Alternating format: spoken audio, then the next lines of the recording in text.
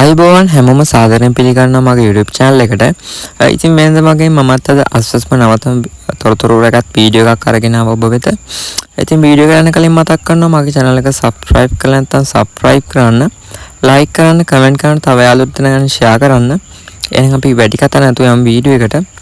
ඉතින් මම අද ගෙන ආවේ අස්වස්ම අප්‍රේල් මාසයේ බඩු මල්ල ලැබෙන දිනය සහ තවත් දීමනාවක් ලැබෙන්න තියෙනවා. ඒ දීමනාව පිළිබඳ විස්තර සහ අප්‍රේල් මාස මුදල් පිළිබඳ විස්තර වගේත් වීඩියෝ එකක් මම අද ගෙන ආවේ. ඉතින් ඔයගොල්ලන්ට මම අද කියන්න තියෙන්නේ මම මුලින්ම පටන් ගන්නවා අප්‍රේල් මාසයේ බඩු මල්ල ගැන. ඉතින් අප්‍රේල් මාසයේ බඩු මල්ල සාමාන්‍යයෙන් මාර්තු 30 31 වගේ තමයි දෙන්න හිතාගෙන ඉන්නේ රජය මගින්. ආයිත් විශේෂයෙන්ම කියන්න ඕනේ මේ බඩු මල්ල හිමි වෙන්නේ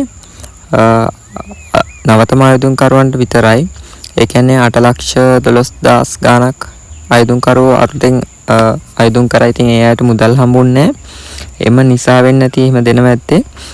ඉතින් මේක සාමාන්‍ය ජනතාවට හිමි වෙන්නේ නැහැ. කියන අඩුව දානලාභීට හිමි වෙන්නේ අස්වැසුම පළවෙනි අස්වැසුම අභියාචනය දාපු අයට තමයි මේක හම්බෙන්නේ. ඉතින් විශේෂයෙන් මේක කියන්න ඕනේ. ඉතින් අස්වැසුම පළමු අධීරයේ අයට එහෙම හම්බෙන්නේ නැහැ. ඉතින් මේ බඩු මල් විශේෂයෙන්ම මම කිව්වා 8,12,000 ගානට තමයි මේක හම්බෙන්න රජෙන් හම්බෙන්නේ. ඉතින් රජෙන් තීරණය කළා තියෙන්නේ ඒ අයට මේක ලබා දෙන්න. ඉතින් මම ඔයගලන්ට ඒක ගැන ඉදිරියේදී තව තොරතුරු හම්බුනොත් ඒක ගැනත් ඔයගලන්ට වීඩියෝ එකක් අරගෙන එන්න.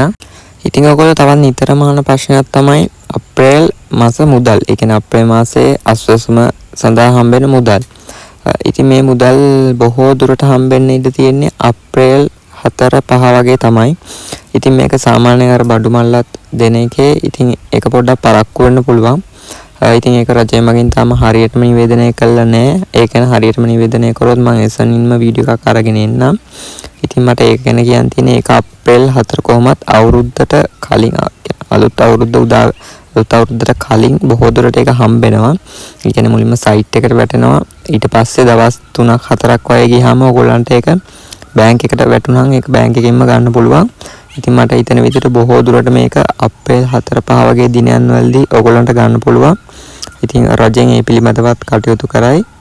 ඉතින් තව දීමනාවක් තමයි ඒ කියන්නේ අස්වැසුම තියන අයගේ අස්වැසුම වැඩි කරන කතාවක් තියෙනවා. ඉතින් 5,000 තියන අයගේ 10,000 වගේ වැඩි කරන ඒ කියන්නේ අඩුම ආදායම්ලාභී ජීවත් වෙන අපහසු පුද්ගලයන්ට එහෙම වැඩි කිරීමේ ප්‍රවණතාවක් තියෙනවා. ඒක තාම හරියටම නිර්දේශ වෙලා නැහැ. ඉතින් ඒක ගැන මම ඔයගලන්ට වීඩියෝ එකක් අනිවාර්යෙන් ගේන්නම් තොරතුරු ලැබෙන ගමන්.